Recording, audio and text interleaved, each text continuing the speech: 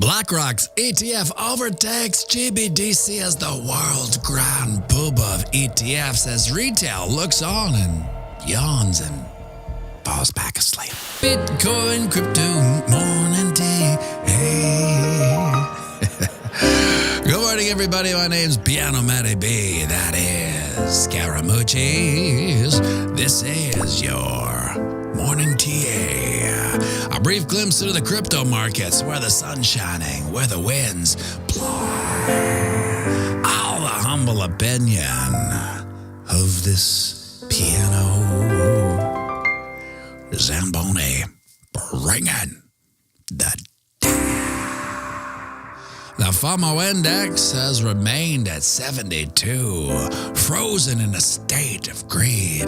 Bitcoin dominance is 52.4%. 24-hour volume is 92 billion. The overall market cap, 2.55 trillion. Give or take 100 million.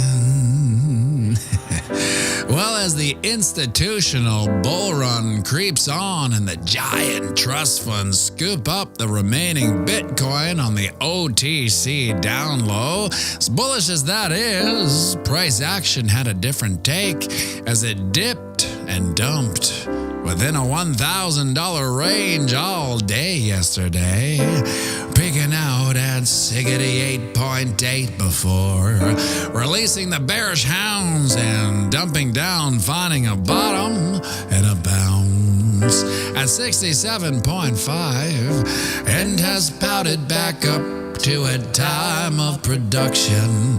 Siggity 7.7, dipping back underneath the 20 and the 50 moving average, continuing to build out this cute little bear flag. And the price probability of this pattern is, and sing it with me now. Oh, you take the pole, you slide it all, the breakout point, and then we're all at Siggity 4.6-ish, which is, oh snap, right in the loving arms of the 200 moving average. So there is double word bearish score on that probability. We are also currently breaking down and out of our symmetrical triangle of neutrality. My heartbreakingly optimistic target for today would be to pump back up to retest this triangle's resistance at Siggity 8.9, which is also the 50% fib. But if we want to change that old narrative back to full-on bullish, we'd have to see price action close a candle at or above the 23.6% fib at 70.5. Till we see that, we'll likely continue to peter down in this bearish downtrend. Now over on the ding-dong, you can see we are currently clinging to our channel of eternal monotony support level, which is also the 23.6% fib.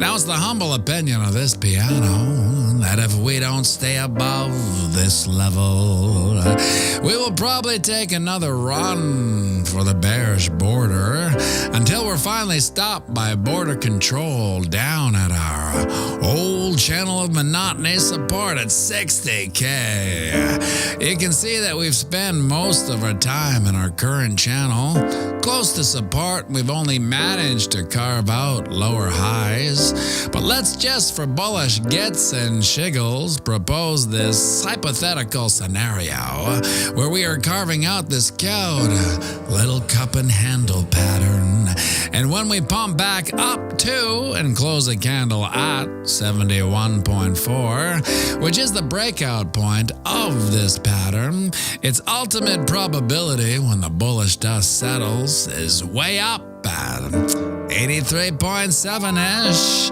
which is where we'll likely see our next level of consolidation, which sounds fantastical amongst the sea of bearish apathy.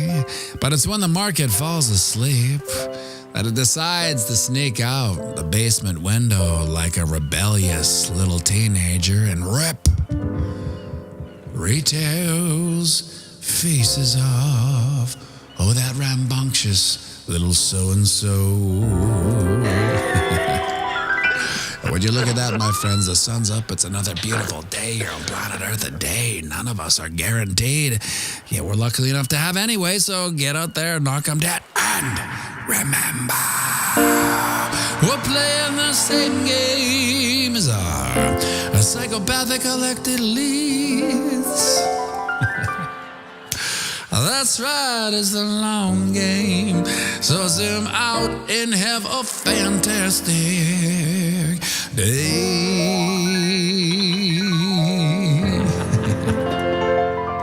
And we'll be going live right away, so grab yourself a coffee. Join me for a quick one, and by all means, sing it with me now. I run the banks of boom dish bang, Bitcoin, crypto, morning tea. Hey, whoa.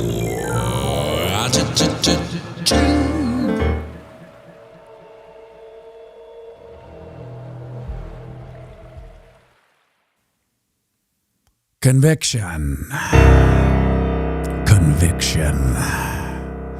When I see the political rhetoric switching into favoring of Bitcoin, and then some of the normies in my life saying, you know, I heard Trump's talking about Bitcoin, and they're so amazed to me, and I think to everyone in this community. It's no surprise, obviously, because if you were to think, what kind of voter base do I want? Do I want someone capable of high conviction or low conviction? Well, I would hazard to guess that any crazy psychopathic politician would say, I want the highest conviction out there. And tell me, is there anyone that possesses higher conviction than a Bitcoiner? I mean, look at what we have to deal with, and it's water off a duck's back. We literally sit through 2 years of continued downward pressure, a cold bear market where nothing good happens. In fact, one might say it's nothing but bad, aka the bear market. Every 2 years, it's just part of the cycle. It's like part of our, if the cycle was a day, well, half of our day is spent down in the dumps. And that, I guess that's to a certain degree, it spawns conviction. And that's why I think the narrative's changing. Not only that, what I see in my delusionally bullish mind is that I believe that Bitcoin has this ability to change everybody it touches for the better. And I feel that these politicians may be getting in for the wrong reason. Maybe they're just trying to pander, and maybe they're just kissing Bitcoin babies, so to speak. And they're like, oh yeah, well, these dummies like Bitcoin. All right, well, I'll start talking about Bitcoin to the dummies, right? I don't care how they get there, but once they get there and they accidentally, lean on Bitcoin and they touch it, it just starts, you can just imagine the orange just slowly taking over their whole body. I remember when I was, my last ayahuasca trip in Peru, I believed a green reptile took over my body. I felt like out of nowhere, all my capillaries and veins started to just go green, and just it came up from my feet up into the base of my throat, and it sat there and it just went this is weird on a Wednesday morning. But that's how I felt with my last ayahuasca trip, that something took over my body. It changed my molecular makeup. And I believe intellectually that people that touch Bitcoin can't help but have their molecular intellectuality switched up. At first you just kind of don't have any fish. Similar experience. I was on a mushroom tree sort of entity, very ancient energy. Yeah, I agree. It is the Lizard King, Squeaky McGee. Yes. So when it starts to change people, the cascading effect, the umbrella effect on which your life changes is not unlike ayahuasca. Like I always say that everyone should do ayahuasca as a rite of passage. You become a human being, more compassionate, more patient, I suppose. And you see you see the macro in all things that are in the world. And I think you get there through ayahuasca. Ayahuasca can open those doors to get to that part of your life that is more compassionate, more patient, more willing for change, and more helpful to people, I find. Anyway, that's what it did for me. So I feel like with the Bitcoin orange pill, if it were, it changes, first off, what it would do. So imagine these psychopaths. Imagine this. This is crazy. These psychopaths get orange pilled and their time horizon changes.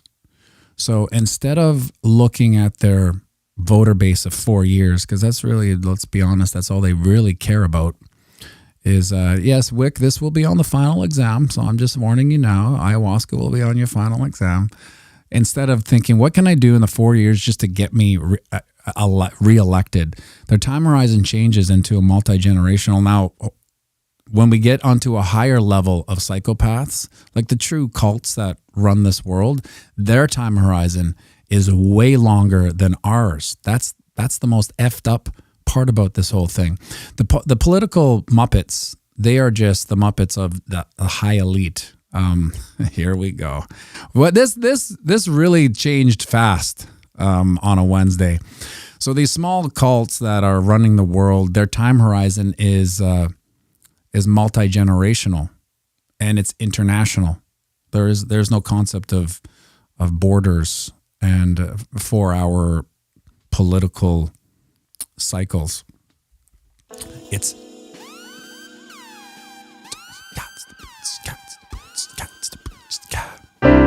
hit the likes, people. Hit it all day. Hit the likes while you listen to the... Oh, I screwed it up. Hit the likes, people.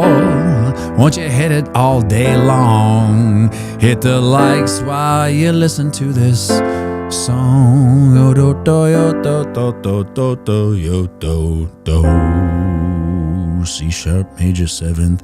Thank you for the super chat, Carl Elder. Whoa, I'm stuck in this little pattern here. I can't get out. There, I got out of it. Thank you very much, Carl Elder, for the super chat. Where was I? I was somewhere far away there. It was the time horizons of the psychopath. Just to summarize here, this is where I was before the super chat. The time horizon of the psychopathic elites, the small cults that run the world, and then the Muppets that do their bidding. Yes, they are musical freedom. We are free from the YouTube monetary prison. Actually, I've changed my paradigm on the YouTube monetary prison because obviously YouTube is a feast and famine. So you do it for the money, you will be always slightly disappointed. You have to do it for the community, I suppose. And that's what keeps me going, really. So the timer, we're 68 too. A little bit of a pump, a little bit of a Wednesday morning ayahuasca pump. The time horizon of the psychopathic elites are multi-generational. That's why it's so easy for them to do what they do, and it's so hard for us. And I think as a Bitcoiner, you become multi-generational, because what keeps me and my conviction high, despite whatever, is the multi-generational aspect of Bitcoin, something that for me as a dad, I can pass on to Duke. And it's not just the value of Bitcoin monetarily, because who knows what that's even going to be. We don't even know. Is it priced in US dollars? Well, who cares? Priced in Canadian currency? It's like monopoly money. So you have to change your aspect of what the value is. To me, it's the value of the orange pill, so to speak.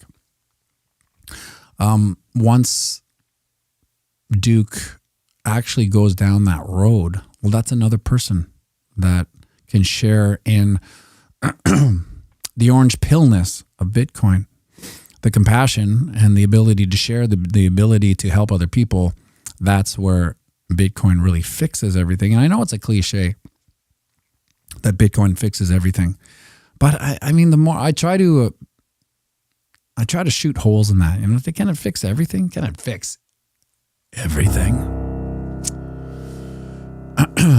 Carl Elder, anyone have the episode saved where pianomattyb is talking about the DTC? There was another YouTube channel that's talking about it would be good to get followers from that channel to hop over here. I don't know where it is, Carl Elder, but I do have the audiobook still on my page. It's the Great Taking. If you haven't read it or you haven't watched it, go for it. It's an audiobook. It's a little bit of a tough read, but a tough listen, but you can get there. People here will get there faster. Like I had a normie buddy who was kind of, he made the mistake of bringing something up and boom, next thing you know, I'm on the DTCC and the Great Taking's already happened. And why did I invite this guy into my house? And when is he going to leave? So I gave him like, if you want to learn about the DTC, I know how crazy it sounds. It's unbelievable, but here's the book, and this is a very accredited individual. But the thing is, it's hard to. We're in that sea of complete gray area where it's hard to give anyone the benefit of the doubt that they are a authority on anything, because we've lost the ability to trust authority. For good reason. There's no reason to trust any authority. And as we move on, I was watching this debate, and this is an interesting thing with the mind. I was watching this debate with the Destiny Cuck, Andrew Tate. Who was it? It was, and then two or three other high value influencers, if you want to call it that. And I keep on thinking, with YouTube and social media being kind of the new way to find your news, to keep up with it, unless you're a CNN head nodder. I can't help but think that it's already been compromised to the point where people are, being chosen to be mouthpieces already. So when you see these, like that Destiny, Andrew Tate, like, where did they come from? All of a sudden, I didn't, Monday morning, I didn't know who anyone was. Friday, I knew everything about them, and they're all over my feed, and I can't even get rid of them. I know the more you watch a video, the more it's going to be suggested and everything. But these type of influencers are just, it's like they're almost plucked from obscurity when you really think about it. Just the way that a anchor woman or anchor man or anchor person or whatever they're called, a announcer, are literally plucked from obscurity to be the person who tells the news, who just reads the news. Plucked from obscurity, and then all of a sudden everyone knows them within 24 hours.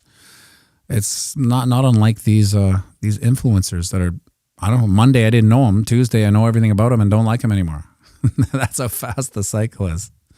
Especially that Destiny guy. It's like it's like he reminds me of the heel. I don't know if is what they call it in wrestling, the heel, whereas like the guy that's just there so everyone hates him. It's like it makes perfect sense in the puzzle pieces that is the narratives that's created and deconstructed right in front of your eyes. He's the heel. I guess to a certain degree we need a heel. Pablo Chuco, I'm recently new crypto YouTuber, but I know my TA. Perfect. Well, you'll understand what's going on here with this symmetrical triangle of neutrality. You can see we're grasping at it and we're getting pressure. Look at these wicks here. Look at these retail wicks. This was yesterday. Up, down, up, down, up, down. Holy smokes, Duke. Have I been going on about nothing for 20 minutes already? I'm just going to go over some charting here, Duke. Do you remember what the 61.8% fibs also called? My boy? No. The goldenest? Of golden ratios. Forget that all the time. Can you put your little tootsie down there? It's going to be a... We're going to take everything down. Well, I wonder... So, again, because usually these symmetrical triangles of neutrality indicate lower highs, as you can see here, lower highs until we get up to here. Let's put a little circle in here at the 23.6% fib, 70.5. Look at the the chat's going crazy for Dick Duck. We should probably get you singing before any of this nonsensical TA. There's astrology for men. Anyway, we got to get it. We got to close at 70.5, or else we're just going down. Until we get to 70.5, no matter what happens today. Let's say we get to 69.6 to 38.2% fib. It doesn't matter. We need to get to 70.5. So all bets are off until 70.5 closes. Simple as that. Oh my God, it's Gary Gensler. Look. See Gary Gensler? No. He's looking at you right there. The bald guy. Oh. Yeah. I thought he was in the chat. No, Gary Gensler's not in the chat. Well, Duke, what would you like to... Is it on? Yeah, it's on. Okay. Would you like to sing for the good peeps today on a Wednesday morning? How about... Oh, I know. Let's do Dancing in the Moonlight.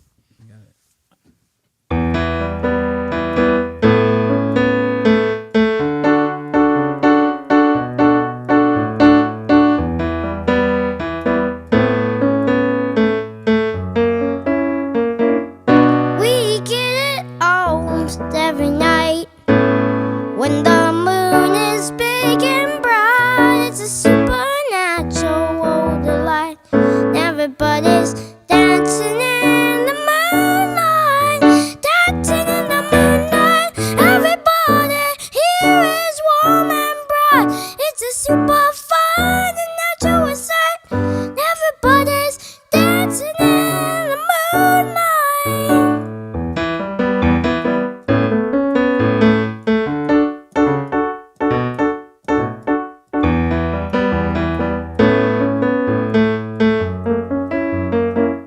Everybody here is out of sight.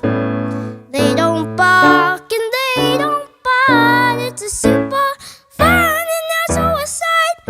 Everybody's dancing in the moonlight, dancing in the moonlight. Everybody here is warm and bright. It's a super fun and natural sight. Everybody's dancing in the moonlight.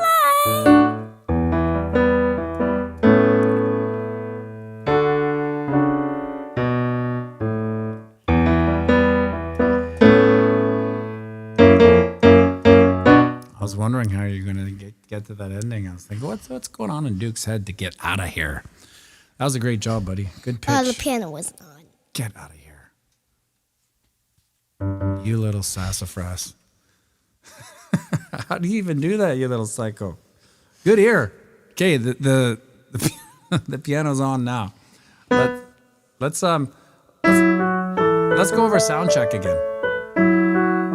We'll do part of your practice will be sound check right now.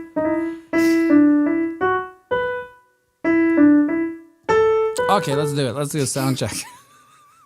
Sound check, baby, it's a sound check. I'm gonna check this mic, so you should check yours too.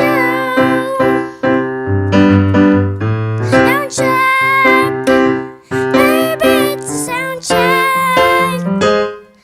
I'm gonna check this mic, so you should check yours too. We're going to the gym, gonna have a really good time. We're going to the gym, playing a quiz all night.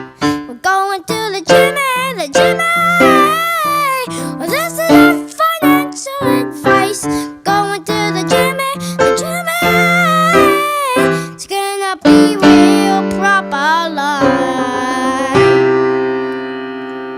Hey. No, wait, I just want to test something. Okay.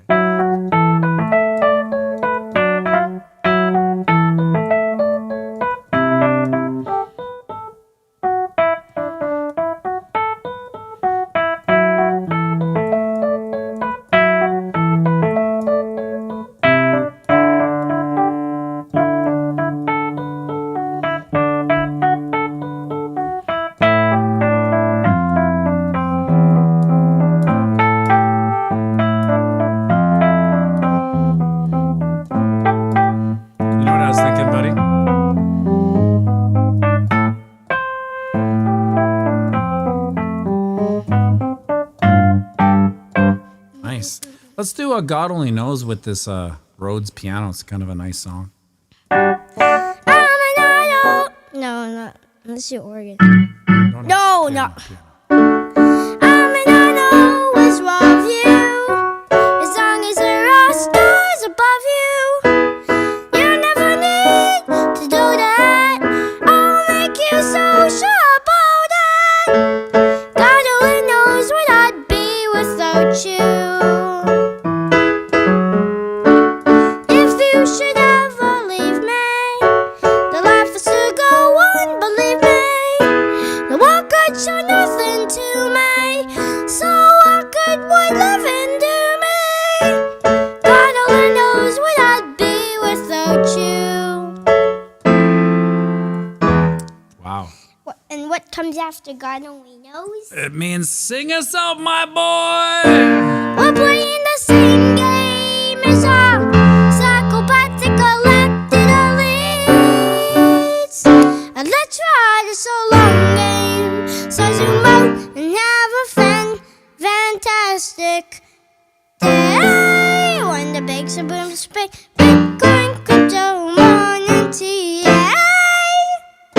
Unbelievable, Dick. Great singing. You little sassafras. No, wait.